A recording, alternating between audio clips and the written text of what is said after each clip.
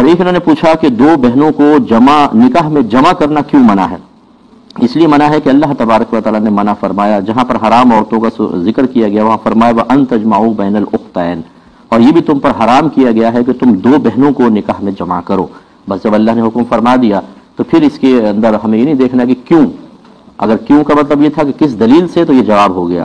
اور ویسے فقہا نے ضرور فرمایا کہ جو قریبی رشتے ہوتے ہیں جیسے خالہ بھانجی ہے اور پھپھی اور بھتیجی کو ایک نکاح میں جمع کرنا، ایسی دو سگی بہنوں کو، یہ اس لیے خاص طور پہ منع ہے کہ جب یہ آپس میں سوکن بنے گی تو ایک سوکن دوسری سوکن سے نفرت عموماً رکھتی ہے طبعی لحاظ سے، تو یہ چیز قطع رحمی کی طرف جائے گی، لے کے جائے گی، یعنی رشتے ٹوٹیں گے، اس لیے شریعت نے اس چیز کو محبوب نہیں رکھا ہے۔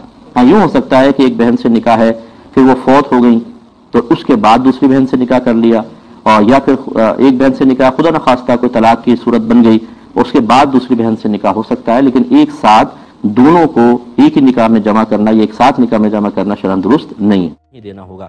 ایک انہوں نے کہا کہ کسی کو کوئی حاملہ ہے بہن، ڈاکٹرز نے جو چیک اپ وغیرہ کر کے بتایا 5 ماہ کا بچہ ہے لیکن اس کے دماغ کی گروتھ صحیح نہیں ہو رہی ہے تو وہ اب نارمل صحیح رہے گا، تو مشورہ دیا جا رہا ہے کہ ابورشن کروا لیں، کیا حکم شرع ہوگا؟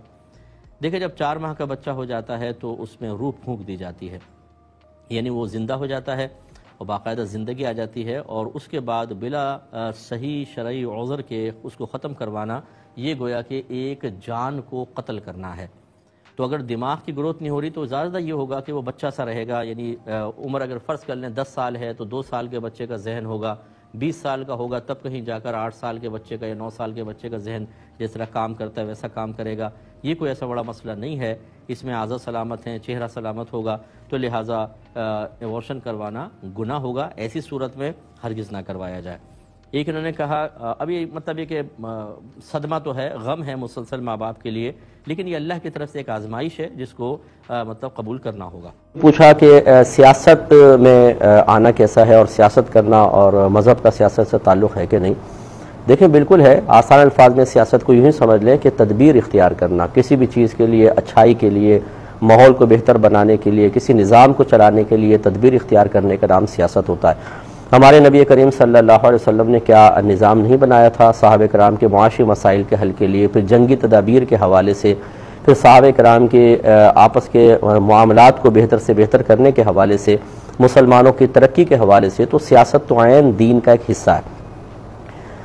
تو اس کو مزید اس کو یوں سمجھ لیجئے کہ موجودہ سیاست کے طرف آنے سے پہلے کہ جیسے پیسہ فی نفسی ہی بالکل صحیح چیز ہوتی ہے، ہمارا اس کو حاصل کرنے کا طریقہ یا خرچ کرنے کے ذرائع اگر ہم غلط اختیار کرتے ہیں تو ہم کہتے ہیں پیسہ خراب ہے، پیسہ حرام ہے، پیسہ غلط ہے، اگرچہ پیسہ خراب نہیں ہوتا۔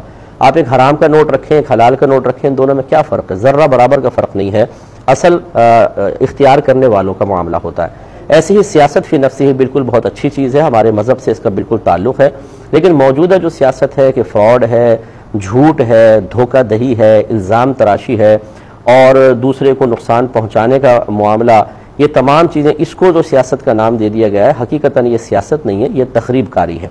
تو بہرحال اس دور کے حوالے سے بھی مطلب یہ کہ جو مثبت تدابیر اختیار کرے تو گویا کہ اس نے ایک مثبت سیاست کو اختیار کیا ہے، اور اس میں کوئی حرج نہیں، اور یہ بہت اچھی چیز ہے، اور دینداروں کو بھی اس طرف متوجہ ہونا چاہیے، اس میں شرعاً کوئی حرج نہیں ہے۔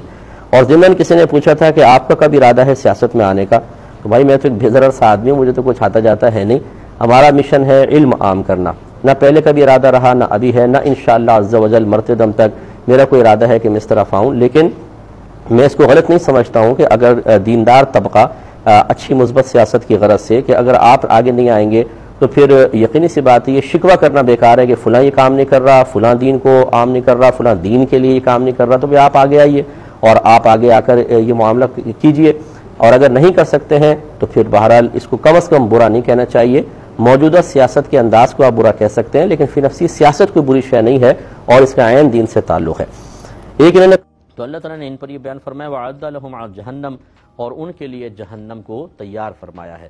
تو یہ منافق مرد، منافق عورتیں، مشرک مرد، مشرک عورتیں، یہ نص قرآنی سے ثابت ہے کہ یہ جہنم میں جائیں گے۔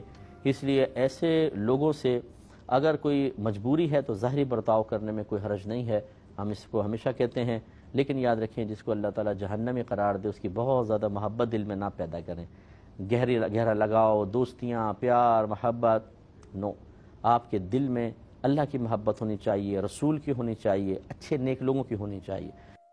ان سے وہی بس ظاہری لگاؤ. کبھی ایسا ہوتا ہے آپ یونیورسٹی میں پڑھتے ہیں کسی کے ساتھ، کالج میں، اسکول میں پڑھتے ہیں تو تھوڑی بہت دوستی ہو جاتی ہے، اور کلاس فیلو سے تھوڑی بہت محبت بھی ہو جاتی ہے. یعنی میں وہ غلط محبت کی بات نہیں کر رہا ہوں، مطلب دل مائل ہو جاتا ہے. لڑکے لڑکیاں ہیں جیسے ہیں، اچھی دوستیاں ہو جاتی ہیں، یاد آتا ہے کوئی دوست، ملنے کو دل چاہتا ہے.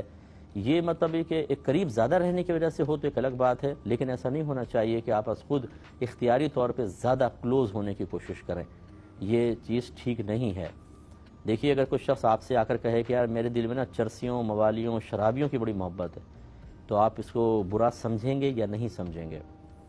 یقینی سی بات ہے کہ برے شخص کی محبت اچھی نہیں ہوتی ہے، اور سب سے برا وہ ہے جو اللہ کو جھوٹا کہے، اس کے رسول کو جھوٹا کہے، قرآن کو جھٹلائے. یہ سب سے برا ہوتا. اور منافق مرد، منافق عورتیں، مشرکین، یہ سب یہی کام کر رہے ہیں. اس لیے صرف ایک میں سوچ دینے کی کوشش کر رہا ہوں. سمجھ میں آئے تو بہت اچھی بات ہے، نہ آئے تو یہ آپ کی قسمت. کہ بعض اوقات ہم مختلف اسپورٹس خاص طور پر اس سے دلچسپی رکھتے ہیں. کوئی خاص مطلب کھیل ہمیں زیادہ محبوب ہوتا ہے، اس میں کوئی کھلاڑی مقبول ہوتا ہے اور ہماری اس سے بڑی محبت پیدا ہو جاتی ہے. فٹ بالر ہے، کرکٹر ہے، ریسلر ہے، ہم اس سے محبت کرنے لگ جاتے ہیں، دل بہت زیادہ مائل ہونے لگ جاتا ہے. اسی طریقے سے فلمیں، جو ہمارے ینگسٹرز فلمیں دیکھتے ہیں، کسی بھی غیر مسلم کی محبت آپ کے دل میں کوٹ کوٹ کے بھر جائے، ان فلموں کی وجہ سے، ڈراموں کی وجہ سے، یہ انتہائی خطرناک ہے. بس یہ میں آپ کو عرض کر رہا ہوں کہ یہ بہت زیادہ نقصان دے سکتی ہے. ایک قلب میں صرف اللہ کی محبت ہونی چاہیے، اس کے رسول کی، نیکوں کی محبت ہو، انبیاء علیہ السلام کی ہو، صحابہ کرام کی ہو، اولیاء اعظام کی ہو، قرآن پاک کی محبت ہو. اسی طرح جن چیزوں کا تعلق اللہ سے ہے، جنت ہے، آخرت ہے، اس کی محبت ہونی چاہیے. اس طرح دیندار لوگوں سے محبت ہونی چاہیے. بس یہ ایک سوچ اور فکر ہم نے آپ کو دی ہے، اس پر غور کیجیے گا. برے، جیسے ابھی میں نے ایک مثال دی، آپ فوراً کہیں گے ہاں صاحب بالکل ٹھیک کہہ رہے ہیں. یہ اگر کوئی مثلا جیسے میں نے مثال دی کہ کوئی کہے میرے دل میں بڑی چرسیوں، موالیوں، شرابیوں کی بڑی محبت ہے، باریوں کی بڑی محبت ہے، سٹے بازوں کی، تو وہ آپ اس کا چہرہ دیکھیں گے کہ یار یہ تو کوئی اچھی چیز نہیں ہے، بروں کی محبت کیوں ہے تمہارے دل کے اندر؟ تو سب سے بڑا برا وہ کہ جو ہمارے مذہب کو غلط کہے، سب سے بڑا برا وہ جو اللہ تعالیٰ کو جھوٹا کہے.